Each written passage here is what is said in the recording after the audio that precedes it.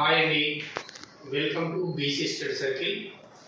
భక్తి ఉద్యమం. భక్తి అనేటటువంటి పదం శ్వేతేశ్వతారు అనేటటువంటి ఉపనిషత్తులో తొలిసారిగా కనిపించింది.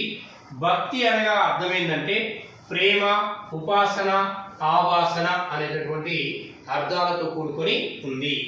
భగవద్గీత, భాగవత పురాణాలలో భక్తి సిద్ధాంతం గురించి వివరించబడింది. ఎక్కడ? భగవద్గీత, భాగవత పురాణాలలో భక్తి యొక్క సిద్ధాంతాల గురించి వివరించబడింది. మరి ఈ భక్తి ఉద్యమాన్ని తీసుకొచ్చినటువంటి భక్తి ఉద్యమకారులు రెండు గ్రూపులుగా విడిపోవడం అనేది జరిగింది. ఒకటి సద్గుణ భక్తి ఉద్యమకారులు, మరొకటి నిర్గుణ భక్తి ఉద్యమకారులు. ఈ సద్గుణ భక్తి ఉద్యమకారులు ఏంటంటే వాళ్ళు దేవుని రూపాన్ని పూజిస్తారు, అంటే విగ్రహారాధన పూజిస్తారు.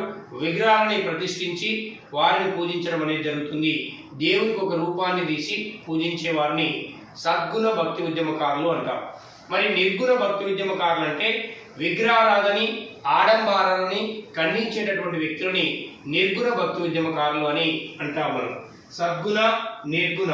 సద్గుణ భక్తి ఉద్యమకారులు అంటే విగ్రహారాధనని ప్రోత్సహించేవారు.